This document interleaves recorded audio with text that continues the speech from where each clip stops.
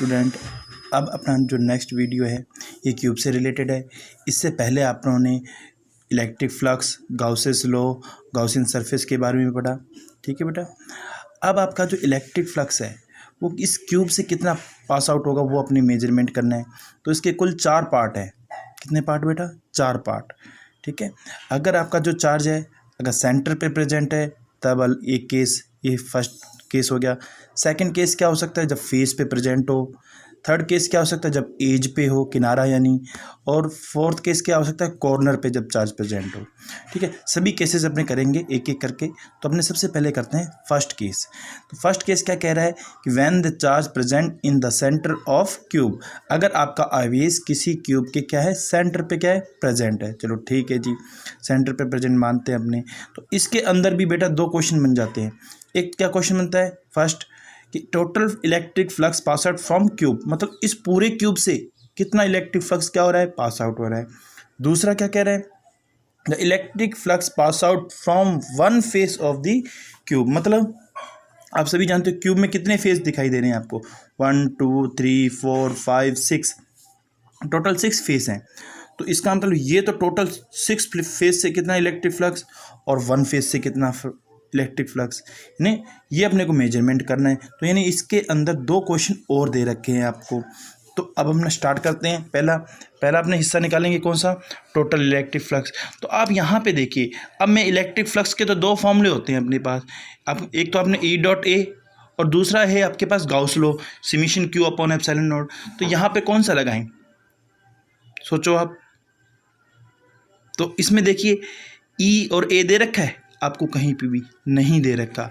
इसका मतलब E dot A वाला तो फॉर्मूला नहीं लगना, फिर लगेगा कौन सा?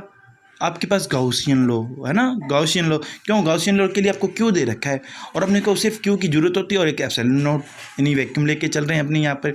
तो इसका मतलब यहाँ पे आपको न्यूमेरिकल करते समय ये ध्यान रखना है, जो चीज़ गिवन है और जो चीज़ फाइंड करनी है उनमें रिलेशन देखना है। तो इसमें आपका रिलेशनशिप बनता है अकॉर्डिंग टू किसके बेटा? According to Gauss's law. Gauss's law. तो अब गाउसेस लॉ आप सभी जानते हो क्या होता है? Phi is equal to summation q upon epsilon naught, ये वैल्यू होती है बेटा। अब यहाँ पर समेशन क्यू की वैल्यू क्या आएगी जरा देखिए। तो ये जो चार्ज प्रेजेंट है वो इसी क्यूब के अंदर है। जैसे कमरा हो गया, कमरे के अंदर एक आपके बिल्कुल मिड पॉइंट पे एक कोई भी चार्ज प्रेजेंट हुआ है, तो इससे जो इलेक्ट्रिक फील्ड लाइन निकलेंगी तो वो सभी 6 फलक से जाएंगी, है ना। ये जो फलक इसे बोलते हैं फेस। ये आप जो देख रहे हो इसे बोलते हैं फेस, इसे फेस बोलते हैं बेटा। ठीक है। फलक, हिंदी में इसको क्या बोलते हैं बेटा? फलक।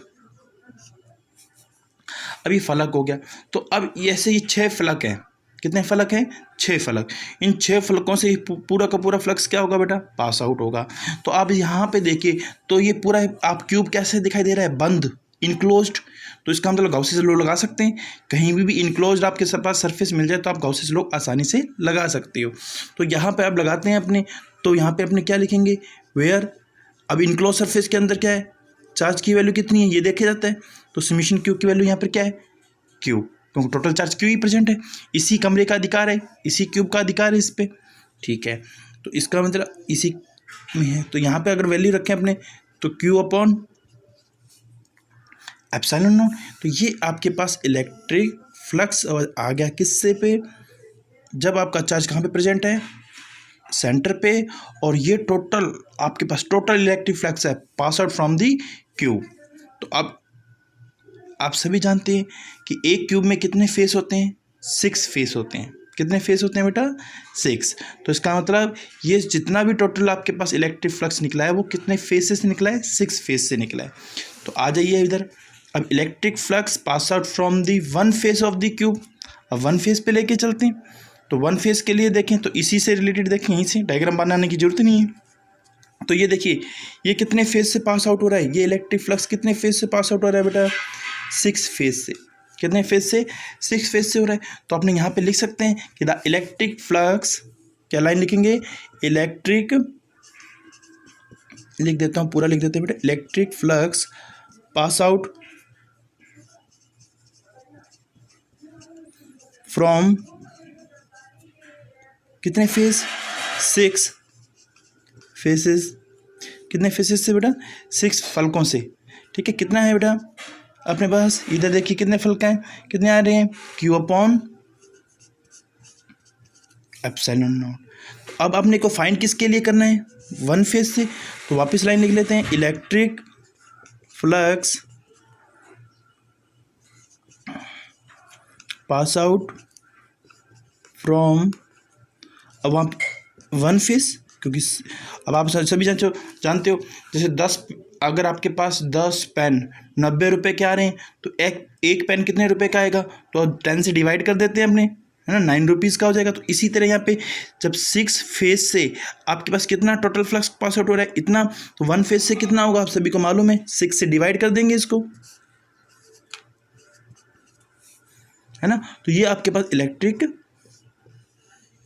फ्लक्स आ गया।